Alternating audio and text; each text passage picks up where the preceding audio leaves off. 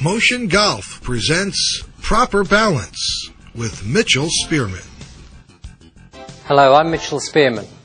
We're going to talk about balance. I think it's one of the most underlooked critical areas of a golf swing. There's good balance and there's poor balance. That can often mean that your weight is too much on your heels or too much on your toes. I'm going to go through all possibilities and show you how you can check your balance and get you on the track to improving your golf swing, because balance really does play a key part in that. If I take a setup here, in an ideal world I would be able to rock between my heels and my toes. If I find that I can only lift my toes off the ground, then my weight is sitting too far back in my heels. I'm back this way, falling backwards. Conversely, if I'm not able to lift my toes off the ground, my weight's too far forward, it's out on the toes. So I'm only lifting my heels, I'm falling forward. Heel to toes. So if I hold my club up in front of me and get a good posture with my arms falling down and tip over, to check myself, I can very comfortably go heels to toes. So what happens if you get too much weight on your heels? Let me show you. You're sitting back here, your weight's on your heels, it's going to tend to take the club back too far inside. And we've had the chance on Motion Golf to get a golfer who's actually doing that, taking the club too far inside. Let's have a look and see how he goes. We can see in this address position right here, standing very upright. That's probably the factor that you see. Your hands get quite high, you stand very upright, that blue line is his spine. There's actually a number there that says 80 degrees, so that's very high. That means you're standing in a very vertical position. Now in turn, what that's going to do is take the club dramatically inside. So if anyone's ever told you, take the club straighter back, the chances are your weight's too far on your heels at address. Here we can see the club's gone way around. The red line is the shoulder plane line.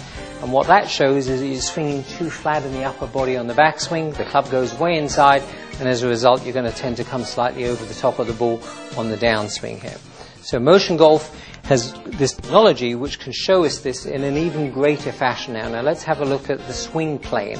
That will show us the path of the club going back and what happens coming down. So as we take the club away from the ball here, we see a dramatic inside movement as we take the club back. We can see a big green line, that's all the space that's been occupied by the club, and now as we come down there's the red path. So look at the big difference in the club there. Way inside, way over the top. So that golfer needs to get his weight more out on his toes, needs to get his backside out a little bit more, be able to lift his heels off the ground at address. By doing that, increasing the spine angle, it will help the club go back on a straighter line and get the club on a much better track, so the club will go up and down rather than way dramatically inside and over the top. So now we're going to take a look at the golfer who puts too much weight out on his toes in the Motion Golf technology. This will give us the advantage of seeing what the tendency is in that swing. This is where he's bent over the ball too much to address. We actually see a number here, 50 degrees. That means he's way bent over the ball. That number shouldn't be even close to 60. So this is 10 degrees too bent over. Means he can lift his heels off the ground, but his toes are stuck. Now the tendency will be just to lift the club straight up, not really get any turn, and quite frankly not have any power in the swing, because it's not inducing his body to coil, not getting any rotation in the middle of his body here. So as we take the club back, we see dramatically lifted the club outside, right in front of his face there at the top of the swing, very little turn, arm plane is quite upright, would be a technical term we would use, and just going to chop down on the ball, divot path would go to the left, ball flight would spin left to right, and really just not getting the distance that one would expect there. So a real lack of using the body in the right manner. So lack of power is what we can see. Again, we can pull up the swing plane here and just see very clearly in this technology how the club is out of plane there. You could just see, that's for all of you that have been told you're lifting the club on the backswing, you're picking it up too much. Well, that might be true, but the fact of the matter is your balance is incorrect. So what I want to encourage all of you to do when you get a chance, grab a golf club, take your setup, start with your weight a little bit back on your heels, put your arms into your chest like so. Now, drop your arms down, and as you drop your arms down here, you'll probably feel the weight come a little bit forward. That's fine. Then go ahead and bend over, and if you've done it correctly, you can be balanced nice and comfortably between your heels and your toes.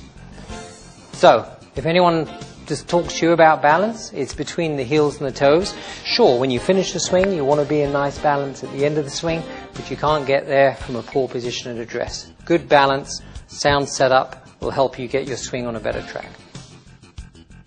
Check out Motion Golf at motiongolf.com. Motion Golf, the future of golf instruction.